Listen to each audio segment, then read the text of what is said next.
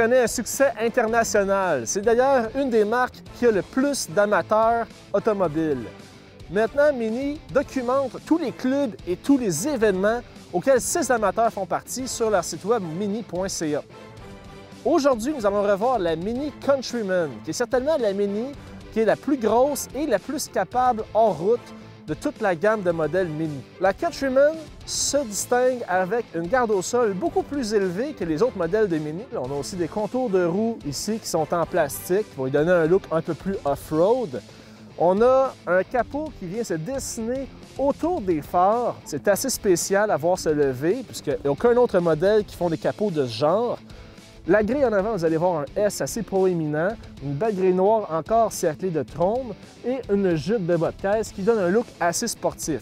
Vous allez voir un renflement sur le capot qui donne l'impression d'avoir une grosse cylindrée, mais la Mini Clubman, c'est une voiture qui se donne en moteur 3 et 4 cylindres. Le modèle S qu'on a aujourd'hui, c'est le modèle à 189 chevaux. Le modèle de base de la Mini Countryman est un modèle à 134 chevaux seulement, qui va se détailler dans les 35 000 $ avec les frais de transport et manutention, etc. Le modèle S, lui, c'est un modèle à 37 000 $. Et si vous allez chercher le modèle de plus haut de gamme, c'est le John Cooper Works, qui lui va se détailler à 45-46 000 $. Mais là, vous allez avoir un 4 cylindres de 301 chevaux. C'est extrêmement puissant et le rapport qualité-prix est franchement imbattable. Lorsqu'on rentre à l'intérieur de la Mini, on va se rendre compte que c'est beaucoup de BMW à l'intérieur, puisque BMW a acheté la marque en l'an 2000. Par contre, Mini a réussi à garder leur image de marque comme elle était autrefois. On va voir ici un volant qui est circulaire, un beau logo Mini à l'intérieur.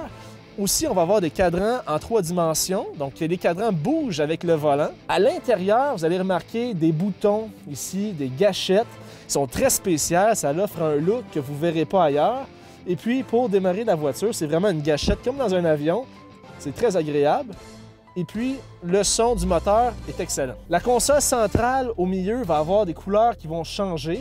Dépendamment si on met la voiture en mode sport, ça va devenir rouge, ou encore, ça va devenir vert si on met la voiture en mode éco. La radio aussi, lorsqu'on va jouer avec elle, on va voir le contour va devenir jaune en fonction du volume de la radio. Donc, l'intérieur est interactif dans cette voiture et tous les contrôles sont encore des gâchettes. Ça, c'est vraiment fabuleux. Si on se déplace vers le plafond, on va voir que même les contrôles au niveau du toit ouvrant sont encore des gâchettes et la finition est vraiment excellente. Certaines références à BMW, comme le bouton ici SOS qui se dégage encore comme un bouton dans une cabine de pilotage, et d'autres boutons aussi qu'on va reconnaître, c'est vraiment du BMW remixé à la sauce Mini. Le bras de vitesse qui est sur le côté, c'est un bras de vitesse que vous allez reconnaître, c'est du BMW tout craché, ainsi que le panneau de commande avec la molette ronde au milieu. Donc ça, on le reconnaît, Média, menu, com, back, option. Tout ça, c'est vraiment du BMW. À l'intérieur, on a l'impression d'avoir beaucoup d'espace parce que le tableau de bord est droit. Comparé à d'autres modèles comme BMW qui vont avoir un intérieur qui est plus orienté conducteur. J'aime l'aspect, ça donne de l'espace. Par contre, c'est certain, j'ai l'impression que les commandes sont loin. Ils sont pas loin, mais ça me donne une impression qui est un peu plus désagréable. Ça enlève un peu au sentiment de luxe de la voiture. Maintenant, lorsqu'on se dirige vers l'arrière, on va observer un intérieur qui offre encore quand même beaucoup d'espace. On parle d'une Mini Cooper, c'est mini, mais c'est assez spacieux lorsqu'on rentre dans un Countryman. Donc, je fais quand même 6 pieds 2. Et puis, en arrière de moi-même, j'ai de l'espace pour les genoux et j'ai de l'espace pour bouger mes pieds en hauteur. Donc, c'est pas mauvais. C'est une voiture 4 passagers, bien qu'il y ait un 5e siège pour quelqu'un de très petit. C'est plus ou moins commode, mais pour 4 personnes, vous allez être confortable et les sièges sont assez moelleux. Je me dirige maintenant vers l'arrière. On a un haillon électrique qui vient avec la Countryman Cooper S, rapidement comme ça. Et l'haillon s'ouvre. Vous allez remarquer qu'à l'intérieur de la Mini Cooper, on a beaucoup plus d'espace que n'importe quel autre modèle de la gamme Mini. Maintenant, on a de l'espace pour mettre les sacs d'épicerie en masse avec des sièges pour bébé au milieu. Mais si vous voulez faire du sport, vous voulez amener vos skis, etc., des items beaucoup plus longs, à ce moment-là, on a l'opportunité de baisser les sièges individuellement. Donc, par exemple, on a juste à tirer sur une petite manette ici et on va avoir un plancher qui est plat. Des skis et des planches à neige rentrent allègrement à l'arrière et on peut même laisser un seul banc ouvert. Donc, les 3 bancs sont vraiment indépendants. Donc on a le choix un tiers, un tiers, un tiers. Le haillon, évidemment, se ferme de façon électrique.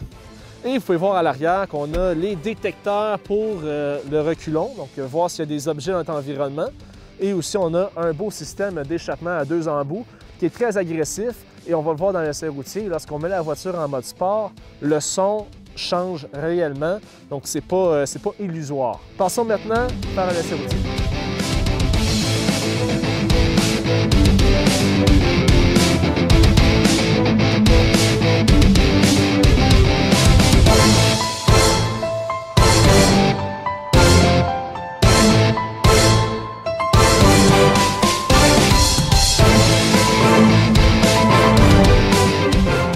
Maintenant, pour l'essai routier du Mini Cooper Countryman, à l'intérieur, il faut le donner, c'est un véhicule qui est très confortable. On voit le capot en avant, ça nous donne l'impression d'un véhicule qui est quand même musclé.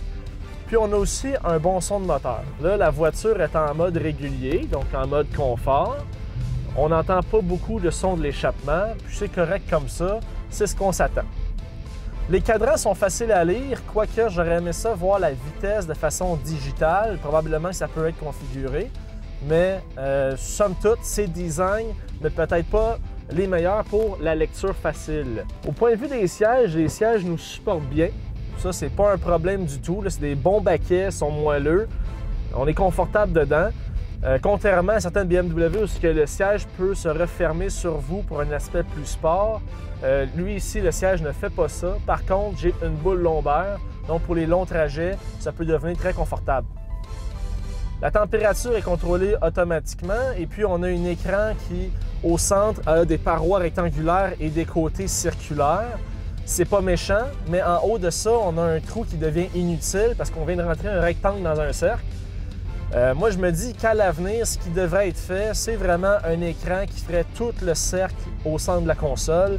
C'est probablement l'avenir de Mini Cooper. Mais, encore une fois, je ne suis pas devin, donc l'avenir nous le dira s'ils vont aller dans cette direction ou non.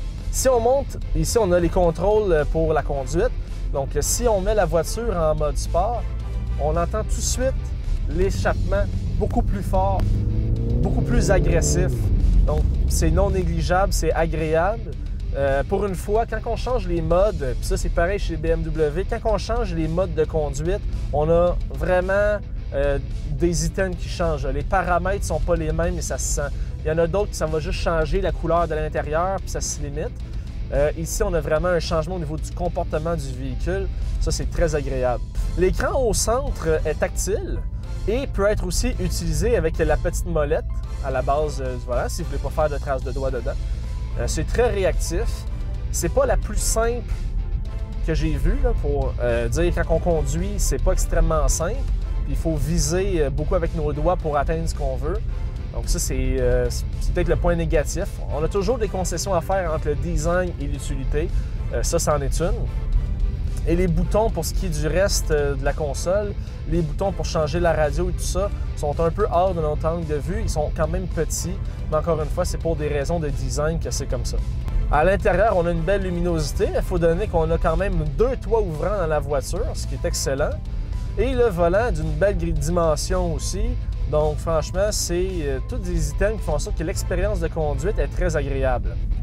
Notre voiture est 4 roues motrices, donc on a le All-4 de Mini Cooper. Puis ça tient très très bien dans la neige et la glace, c'est pas un problème du tout.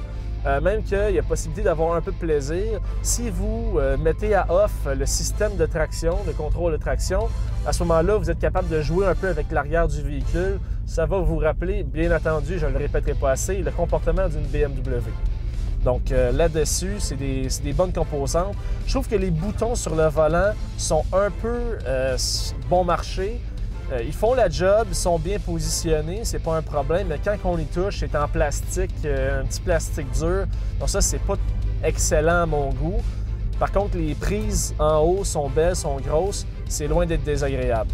Les poignées de porte aussi, lorsqu'on s'arrête, les poignées de porte sont en cercle, évidemment, donc c'est design. Par contre, la portée de la poignée de porte, je trouve qu'elle était un peu grande. J'ai l'impression une poignée qui ouvre un peu moins, qui est plus délicate. Celle-là, on a vraiment l'impression que la poignée va venir au complet quand on veut ouvrir la porte.